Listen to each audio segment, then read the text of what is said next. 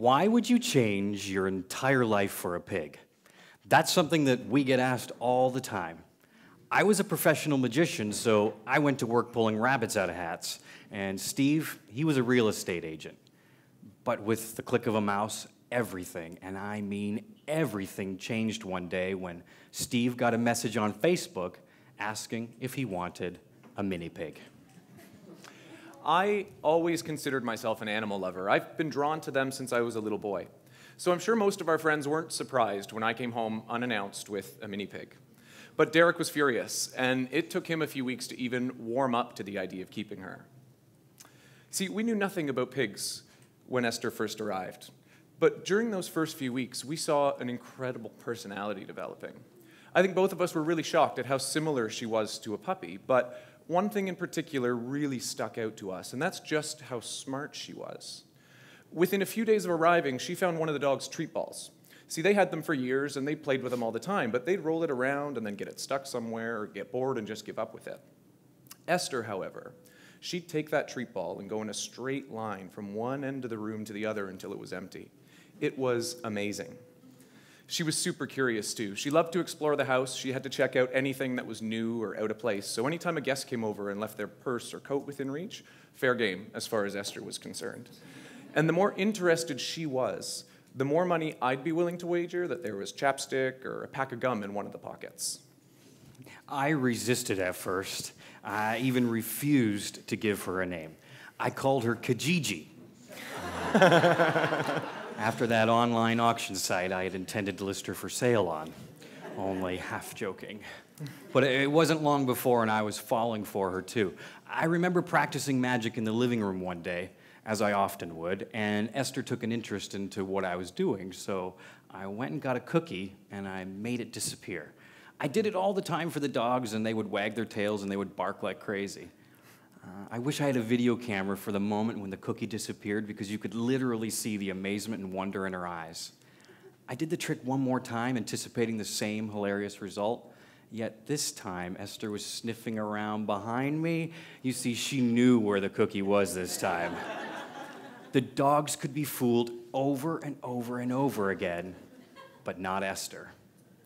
The term pig pen also came to mind when I first met her because I thought she was going to be a stinking, smelly mess all the time, but she was surprisingly clean. She had a pen with her bed and her litter box, which she almost always kept clean. Now, I'm not going to pretend that she maintained a 100% perfect potty record, but teaching her to use the litter box, that was not the problem. She got along really well with our other animal friends too, and it was amazing to see her try to fit in that pack. All that she wanted to do was just follow them around. It was pretty cute. One concerning fact that remained, however, was that we lived in a part of town that wasn't zoned to allow mini pigs, so we had to keep her quiet from the neighbors, and we found a vet out of town that would see her, and we thought we were all in the clear until the vet dropped a bombshell. I went alone to that first appointment, and it was probably a good thing, because among the first words out of his mouth were, "Mini pig, eh? I'm afraid you've got a commercial pig on your hands here, Steve." I nearly died. How could something so small, so cute, and so smart be the same thing I ate for breakfast 2 days earlier? It turns out her cropped tail was a clear indication to any knowledgeable person. It's common practice on commercial farms to cut off their tails. It's often done without pain medication, using nothing more than basically a pair of pliers. It was my first introduction to what life could have been like for Esther, and it was upsetting to say the least. And keep in mind at this point, we hadn't even discussed the fact that she would be at least 250 pounds, best case scenario. That's substantially larger than the 70 pounds I'd been led to believe by the girl I got her from. When Steve came home, he totally downplayed the information that he shared with me.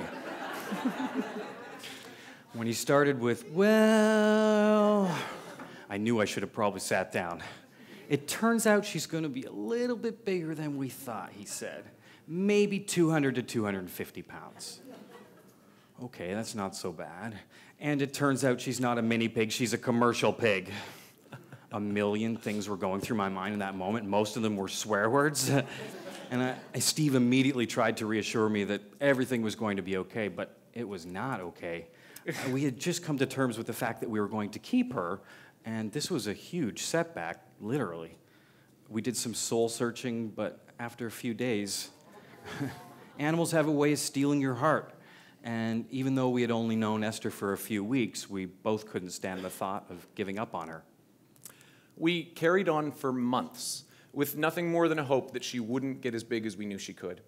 But every time somebody came over, it was the same thing. Oh my God, she's huge. How big is she gonna get? What are you guys gonna do with her? It was all the same things that we were wondering ourselves, and that's actually why we call her Esther the Wonder Pig. So aside from her astonishing rate of growth, which was almost a pound a day at its quickest, her intelligence was becoming increasingly apparent. Our freezer was below the fridge. We had to keep it closed with box tape. We had childproof locks on all of our cupboards, but they were no match for Esther. By the time she was 8 or 9 months old, she could open every single door in our house. She'd use her snout to operate lever-style door handles.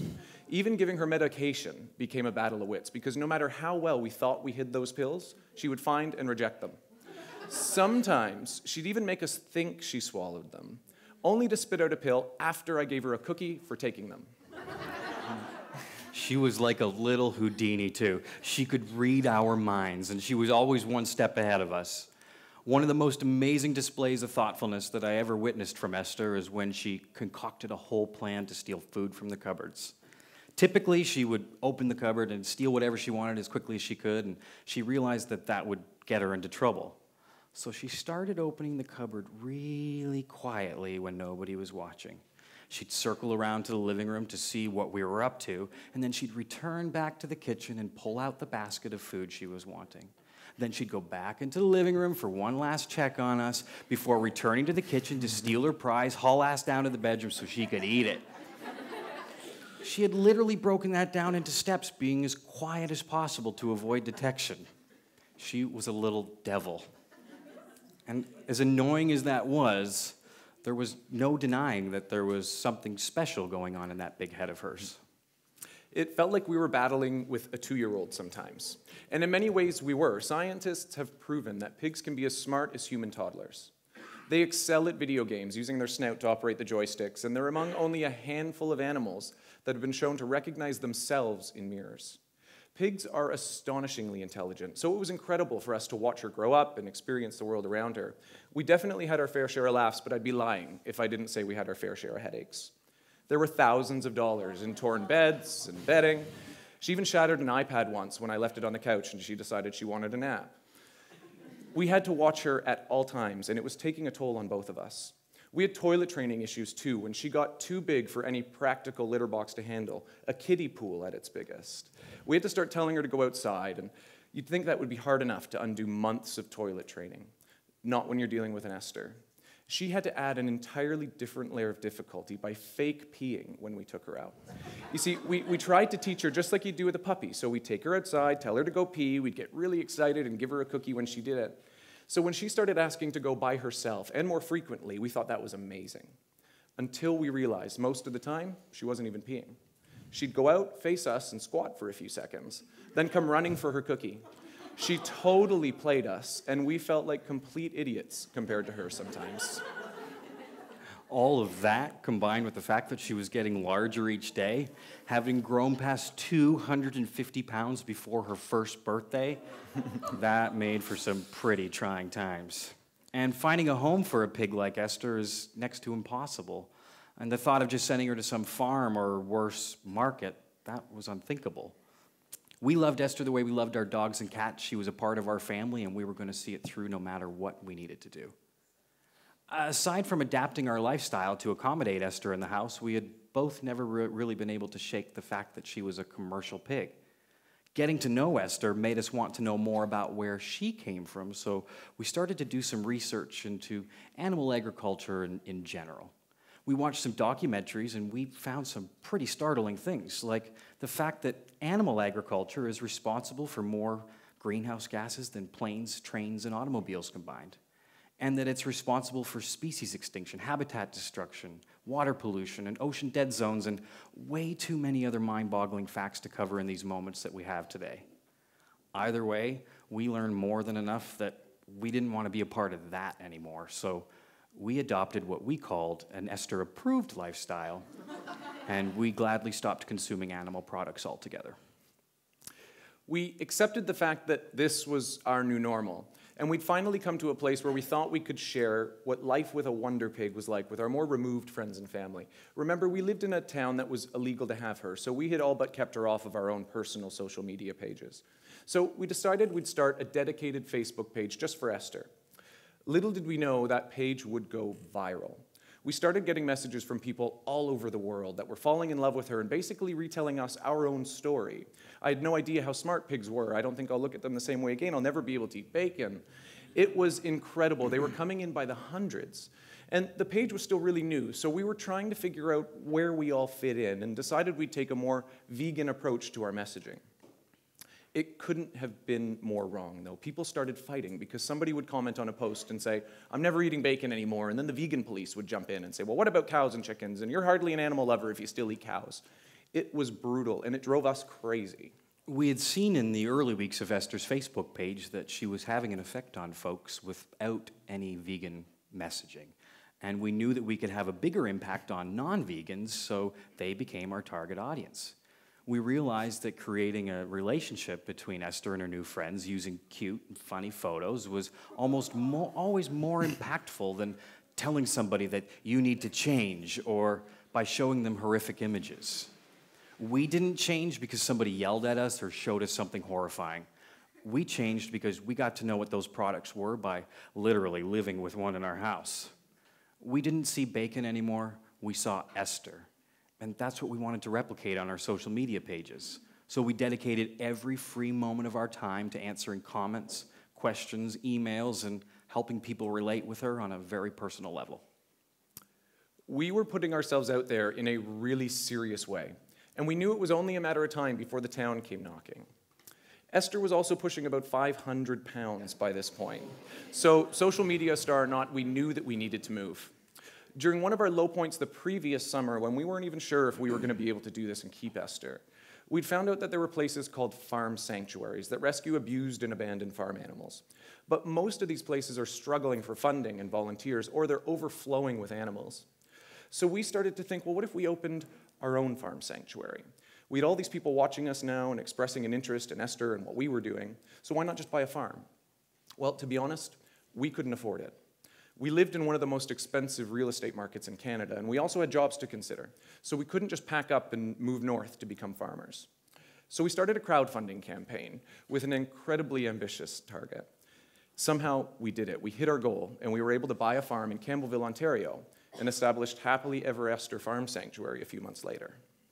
When Esther arrived at her sanctuary for the first time, she was nervous, but as soon as she saw the dogs, she walked straight off. She got so much joy just from being able to go wherever she wanted to go and do what she wanted to do.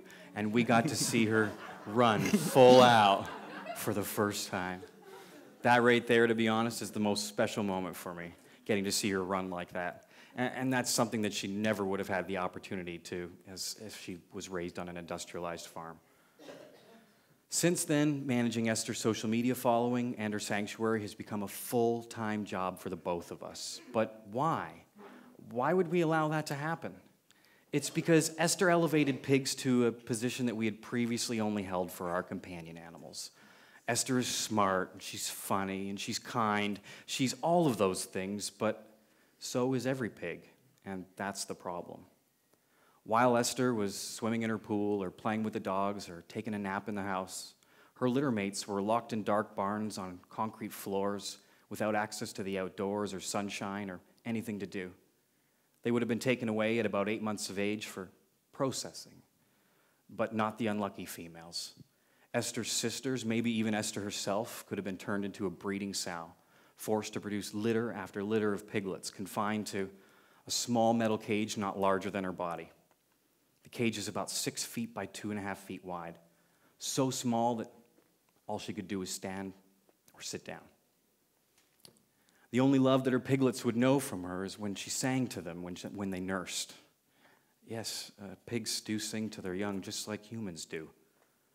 Their time together would be short-lived, though, because at about 3 or 4 weeks of age, the piglets would be removed from mother so that mom could be re-impregnated again, starting that whole vicious process again. She would literally be driven into madness from lack of activity and depression. I think about Esther's birth family all the time. I remember our trip from our old house to the sanctuary, and we were with Esther the entire time in that trailer, but she was still so scared and so nervous, no matter what we did to try to comfort her. I couldn't help but wonder if that was the day that maybe her sister was taking a ride in the trailer too. You see, she was about 2.5 when we moved. It's pretty consistent with the life expectancy of a breeding sow in commercial operations. So my mind wandered, and I fixated on that, and I started to imagine what her day would have looked like. She would have been loaded into a trailer with up to 200 other scared and confused pigs, where they could legally spend up to 36 hours on the road without food or water in any type of weather. It would probably be the only time any of them ever felt sun on their skin either. Upon arrival at the slaughterhouse, they would be put into cages using electric prods and lowered into gas chambers where they'd be humanely stunned prior to slaughter. The agriculture industry wants you to think that they don't feel a thing, but they literally fight for their lives until their very last breath. That could have been Esther. We spent our entire lives believing the myths of humane meat and free range and telling ourselves those crazy videos never happen here, that's got to be from another country.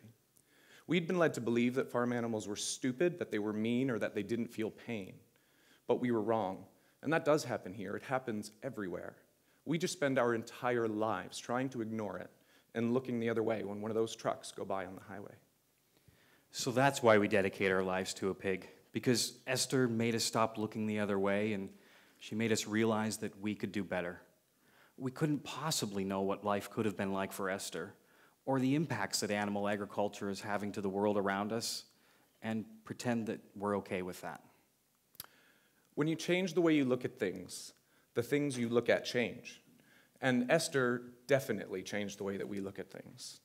A pig that was born to be our dinner had become an integral part of our family. And when your food has a name, a face, and a personality, you'll never look at it the same way again.